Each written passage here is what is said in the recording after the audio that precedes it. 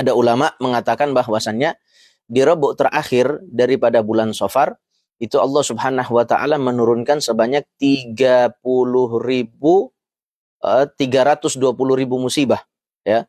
Allah menurunkan di rebuk terakhir daripada bulan Safar 320.000 musibah. Jadi musibah dalam setahun Allah kumpulkan dan Allah turunkan di rebuk terakhir daripada bulan Safar tadi itu. Dan ini dilihat oleh orang-orang, bukan hanya sembarang orang, bukan hanya sembarangan ulama, tapi ulama yang telah diangkat menjadi wali di sisi Allah Subhanahu wa taala, ulama-ulama yang memiliki kelebihan, ulama-ulama yang memiliki karomah. Dan kita di dalam ajaran kita Ahlus Sunnah wal Jamaah, kita meyakini adanya wali. Adanya wali kita meyakini, ya. Di dalam hadis qudsi Allah Subhanahu wa taala berfirman, "Man adali waliyan faqad azantuhu bil harbi." Ada dua dosa yang mana Allah Subhanahu wa taala mengajak perang bagi pelaku dosa tersebut. Jadi Allah mengajak perang bagi pelaku dosa tersebut.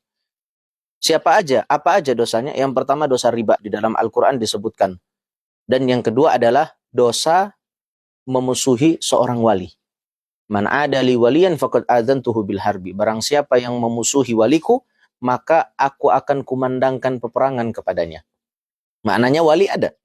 Wali ada. Rasul SAW juga bersabda, Rasul SAW juga berkata, "Zahabatin nubuwah wa baqiyatil mubasyirat." Kenabian sebentar lagi ini akan hilang. Kita yakin nabi terakhir adalah Nabi Muhammad SAW. Enggak ada lagi nabi selain Nabi Muhammad SAW. Tapi setelah itu ada yang tersisa, katanya Nabi, wa baqiyatil mubasyirat, orang-orang yang selalu membawa kabar gembira, yaitu para wali, para ulama, para wali yang mereka itu memiliki karomah. Karomah ini ada. Bukan seperti sebagaimana beberapa kalangan yang mengatakan bahwasanya karomah itu adalah khurafat, karomah itu adalah dongeng. Berarti kalau misalkan kita mengatakan karomah itu adalah dongeng, terus bagaimana tanggapan kita dengan ayat Al-Quran di dalam surat An-Naml? Nabi Sulaiman alaihi salam itu memiliki tentara yang banyak. Di antara tentaranya ada kalangan jin dan ada kalangan orang-orang hebat. Itu di dalam surat An-Naml, Nabi Sulaiman alaihi salam berkata kepada mereka, "Ayyuhal mala'u, ayyukum ya'tini bi arsyiha qabla ayatuni muslimin." Wahai para pembesar-pembesar kaumku, siapa di antara kalian yang mampu mendatangkan singgasananya Ratu Bilqis sebelum Ratu Bilqis dan kelompoknya datang kepadaku dalam keadaan Islam. Jadi Nabi Sulaiman ini menawarkan sebuah tawaran, siapa di antara kalian yang mampu untuk memindahkan singgasananya Ratu Bilqis. Itu singgasananya Ratu Bilqis besar dan berat otomatis. Dan jaraknya juga ratusan kilometer.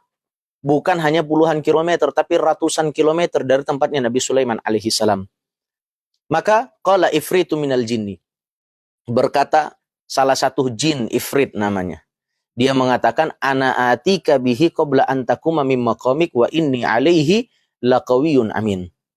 Wahai Sulaiman, aku mampu untuk mendatangkan singgasananya Ratu Bilqis sebelum kamu berdiri dari tempat dudukmu. Dan sesungguhnya aku adalah orang yang kuat dan orang yang bisa diamanati, yang bisa dipercaya. Kemudian datang satu orang, bukan dari kalangan jin.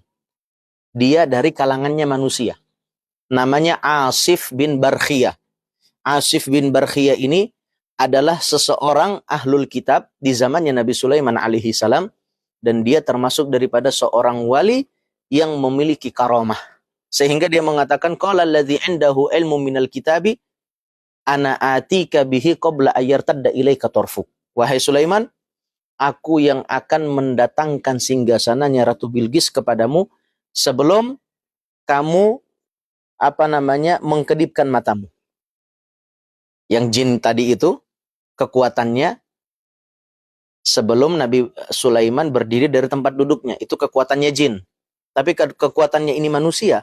Dia mampu mendatangkan itu singgasananya Ratu Bilqis sebelum baliknya kedipan mata daripada Nabi Sulaiman. Kalau kita berkedip kan kemudian kita balikin lagi kan itu jangka waktunya sangat-sangat sangat cepat. Nggak sampai 1 detik, mungkin nggak sampai. Coba kita kedipkan mata, kemudian kita balikin. Itu kan cuma sebentar. Nah, ini orang dari kalangannya manusia, dari anak buahnya Nabi Sulaiman alaihi salam, dia mampu untuk mendatangkan singgasananya Ratu Bilqis ke hadapan Nabi Sulaiman alaihi salam.